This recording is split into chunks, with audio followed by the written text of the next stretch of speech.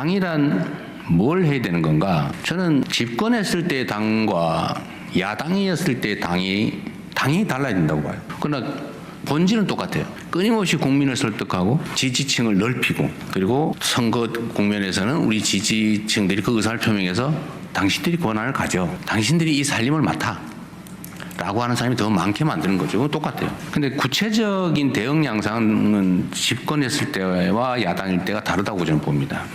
야당일 때는 막 공격하면 돼요. 그게 커요, 비중이. 끊임없이 우리가 이 집권을 했을 때는 우리가 이런 모양으로 이렇게 하겠다라는 걸 비전을 제시하죠. 끊임없이. 그리고 행동 속에서 그게 저거 진짜네 라고 보여줘야 됩니다.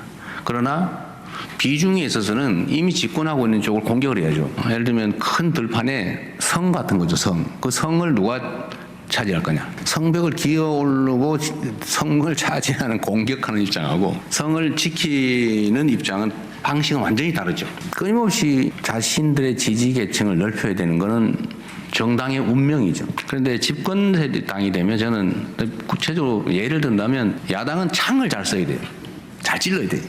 그런데 여당은 그릇이 돼야 됩니다. 걱정하지 마세요. 우리가 잘할게요. 지금 이렇게 했지만 앞으로 더 잘할게요. 좀 들어오세요. 성 안으로 들어오세요. 그래서 성 안으로 들어오는 사람들이 전에는 막 욕하던 사람일 수도 있고요. 우리하고 색깔이 다른 사람일 수도 있고 생각이 다른 사람일 수도 있어요. 그러나 그 사람들을 최대한 많이 모아서 통합이죠. 포용, 통합. 그런 역할을 잘해야 된다. 집안에 들어오는 사람한테는 내가 원래 우리 색깔은 이거야. 너 배고파서 들어왔지? 너 얻어먹을 게 있어 온 거지? 너 언제든지 나가가지고 배신할 거지? 라고 모욕을 하면 그게 되겠습니까? 김어준은 한때 진보 진영 안팎에서 무시할 수 없는 미디어 제국 그 자체였습니다. 보수 정권 시절 인터넷 방송 나는 꼼수다로 출발해서 거대한 팬덤을 형성했고 이후에 라디오와 유튜브를 넘나들며 사실상 진보 진영의 전략본부장이자 킹메이커로 군림했습니다. 선거철만 되면 정치인들이 그에게 줄을 서고 그의 방송에서 큰 절을 올리며 지지를 호소하던 풍경 다 기억하실 겁니다. 그러나 이번 6.3 지방선거와 재보궐선거는 그 거대해 보였던 김어준 권력이 마침내 임계점에 도달했음을 어쩌면 그 시대가 막을 내리고 있음을 극명하게 보여주었습니다. 범진보 진영 전체를 대변한다던 그의 플랫폼은 이번 평택을 보궐선거를 거치며 특정 정치 세력과 계파의 확성기로 완전히 축소되었습니다. 과거 자신의 방송 단골 패널이었던 민주당 김용남 후보를 철저히 소외시킨 채 조국혁신당 조국 후보에게 노골적으로 힘을 실어준 행태가 대표적입니다. 여기에 유시민 씨까지 가세해서 선거 판세를 뒤흔들며 사실상 정치평론이 아닌 정치운동을 벌였습니다. 결과는 어땠습니까?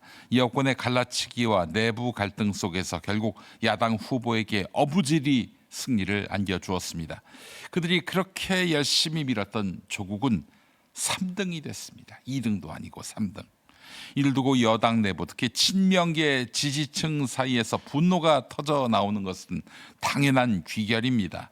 진영의 승리가 아니라 자신의 영향력을 증명하기 위해 그리고 다가올 8월 전당대회에서 자신의 지분을 확보하기 위해서 선거를 이용했다는 비판입니다.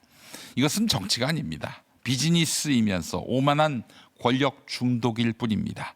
특정 개인이 제왕이 돼서 정치인들을 무릎 꿇리고 자신의 지시대로 야권 지형을 흔들 수 있다고 믿었던 지난 세월의 그 오만한 꿈은 결국 이번 선거를 통해서 민심이라는 거대한 벽에 부딪혀 제동이 걸렸습니다. 선거 직후에 나온 이재명 대통령의 연쇄적인 메시지는 그래서 더욱 시사하는 바가 큽니다.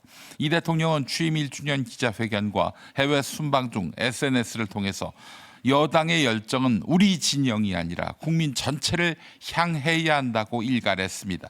색깔이 다르고 생각이 다른 사람이라도 최대한 모아서 포용하고 통합해야지 집안에 들어온 사람에게 배신할 거냐면서 모욕하고 사상검열을 하면은 안 된다라고 엄중히 경고했습니다. 앞서 보신 영상이 그 내용 아닙니까?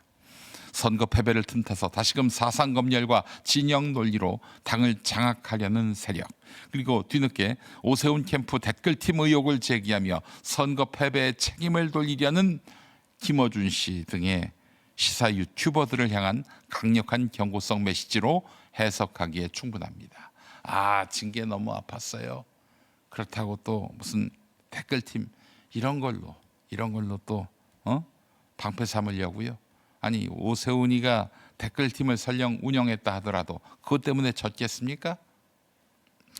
대통령의 경고가 떨어지기 무섭게 김어준 씨는 예정된 휴가였겠지요. 방송에서 자리를 비웠고 또 다른 대형 유튜브 채널은 방송 휴무를 선언했습니다. 당내 의원들 사이에서는 당분간 저쪽 방송 출연은 어렵다라는 말이 공공연히 나옵니다. 팬덤에 갇혀 확장성을 잃어버린 스피커의 비참한 말로이면서 한계입니다. 과거 보수 진영에서 강성 팬덤만 바라보다가 결국 고립돼버린 고성국 TV의 전철을 진보 스피커 역시 그대로 밟아가고 있는 형국입니다. 이제 상황은 명백해졌습니다. 당내 권력 구도는 김어준이냐 이재명이냐를 선택하는 기로에 섰습니다. 김어준을 선택할 수는 없죠. 책임질 이유가 없는 권력에게 줄댄다? 이거는 정당 민주주의와 정치를 부정하는 행위죠. 자, 그럼에도 불구하고 김어준 편에 서서 당대표 연임을 꿈꾸는 사람이 있으니 그가 바로 정청래 대표입니다. 정 대표는 냉정하게 현실을 직시하기 바랍니다. 과연 김어준이라는 거품 낀 권력이 자신의 정치적 미래를 끝까지 지켜줄 수 있을 것이라고 믿고 있습니까? 이미 대중은 정답을 알고 있습니다.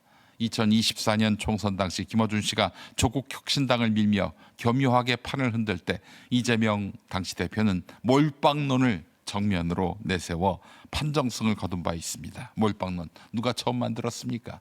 김어준이 썼다가 버린 몰빵론을 4년 뒤에 2024년에 이재명 민주당 대표가 들고 써먹은 거예요.